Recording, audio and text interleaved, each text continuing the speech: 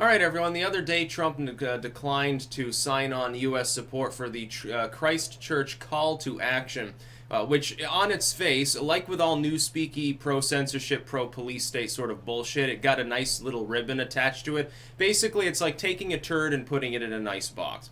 They've done this before. The Patriot Act. Think of the kids. No, fucking pretty much every piece of shitty legislation, every shitty censorious deal, every bill, every proposal that's ever made is always couched in some permutation of think of the children, it's good for the planet, hugs and kisses, love beads, meditations, fucking bullshit. And that's basically what the Christchurch call to action is. Now, on its face, what it's presented as is, oh, well, there's extremism on the internet and we need to combat it. Okay, all well and good. The problem is if you look at what it's actually proposing, if you look at what proponents of it actually want to do, what it really means is censorship, both by states and by corporate entities. Yeah, wonderful, very family friendly. Not dystopian at all. Totally not 1984 bullshit. Deplatforming of people with mundane political opinions who are not by any means extremists. Censorship of ideas even where there's no action involved or any intent of action. And that's basically the problem. The problem has never been any good faith attempt to try to, knock down actual extremists. And by extremists, I constrain that definition to mean specifically people who are fomenting or encouraging actual real-world violence or criminal activity. Actually, not just they happen to be hateful in a routine sense. Okay, look, I hate to tell you this. Most of the people in the world are bigots, at least on some level. Most people have in mind, even subconsciously, usually it's not bubbling to the surface on a regular basis, they have some bigoted beliefs, what would be loosely termed to be beliefs under that umbrella. By the way, this is not a white people problem. This is a thing that happens to happen with all groups of people around the world. People have tribalistic mentalities and stuff like that. Now, normally, though, that is not causing violence. It's not causing day-to-day problems or expressing itself in ways that are actually causing harm. It's people that simply have, an idea. And if they talk about it, if they use the internet to communicate about it, I don't see personally that as a problem at all.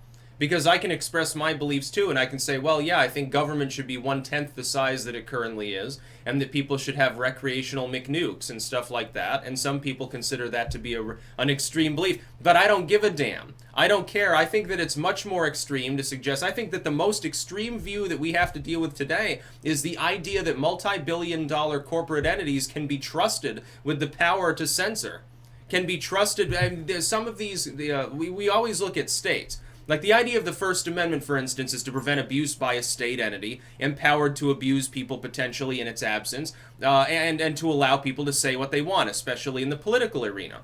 When the economic capabilities of some of these largest Silicon Valley firms that are being tasked with censorship, including sometimes by states, their power is greater than many nations that are in this world. There are plenty of nations in this planet that do not have the kind of capabilities in an economic sense that a company like Microsoft or Apple or certainly a Google or an Amazon has.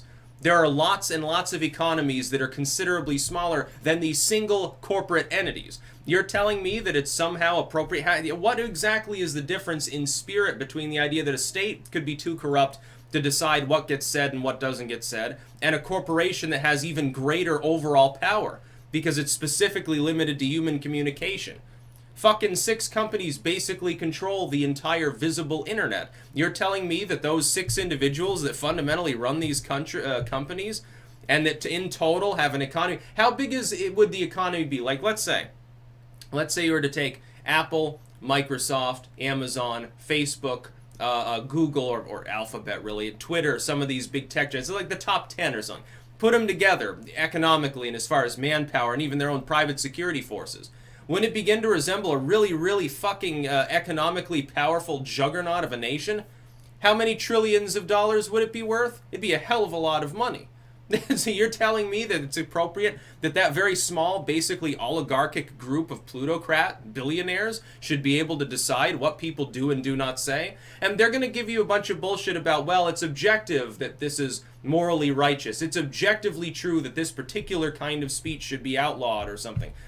That's funny because every prior generation has said the same thing. Heavy metal objectively causes violence. It's violent and it's hateful, and it certainly is. In many cases, 80s hard rock was really sexist.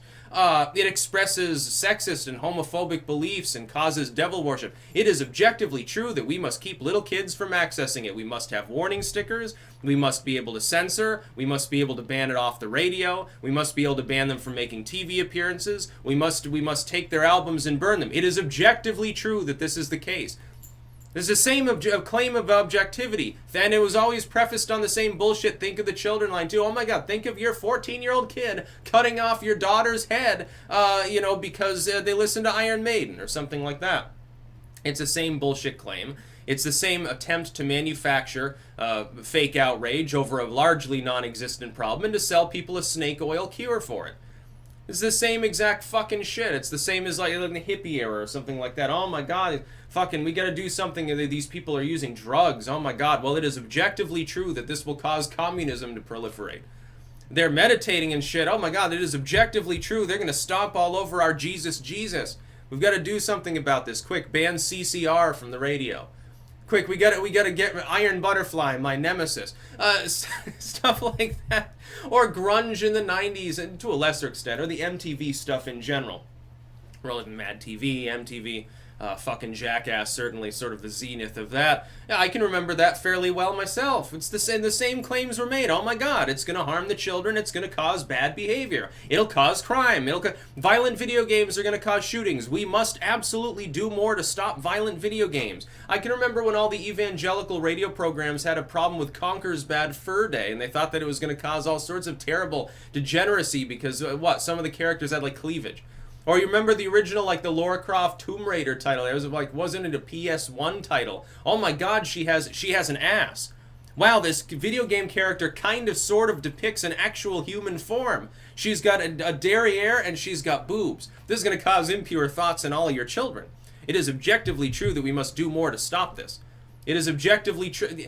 Objectivity, my ass. It's never objectively true. It's always objectively wrong whenever the claim is being made. The idea is to shut down debate over it. The fact is that the Christchurch call to action people want to prevent people like me from even speaking because they know that if we're able to confront them with actual reason, actual evidence, which they have none, they will be left behind and they will lose. That's why they want to deplatform a bunch of independent content creators, trying to knock us out of the way of the fucking legacy media, mostly. And call to action. Fuck the call to action. It's not going to cause anything anyway.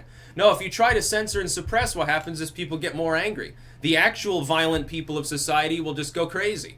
And people who are non-violent will be 99% of the casualties of your censorship. People like me who aren't going to harm a fly, we're the ones who are going to end up getting suppressed or throttled or algorithmically demoted or outright debanned or even depersoned, even out of the financial realm. And it's not going to be because we have extreme views, it's because some fucking moral virtue signaling busybody thought that we were extreme and whipped people up into a stupid frenzy because they're fucking morons. Ultimately, 99% of the people participating in this mean well, but ultimately they're being morons or cowards. They honestly believe that there's a problem with extremism online. Yes, one shooter does an army of Nazis make. Interesting, very interesting. Was it the STEM shooter a little while ago, and he was like, I guess, transgendered and like pretended to worship the devil and stuff. Interesting how that would have fit the 80s paradigm of the Satanic Panic so fucking well. It would have been talked about endlessly back then. It would have been bigger than Ramirez. But now, of course, no, you don't hear anything about it. I wonder why. Could it be because it breaks the mold of their sort of mentality, their fake outrage? And these people don't care. Most of them know that there's no actual problem with extremism online. And there's not.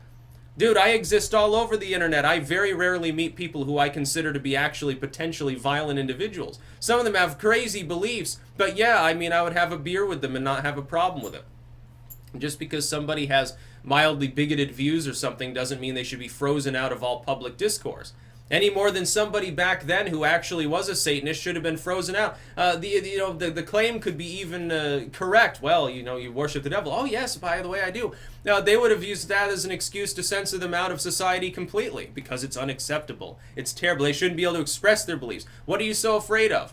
Why are you afraid of a handful? Supposedly, this army of Nazis are also neck-bearded incels, but yet you're terrified of them.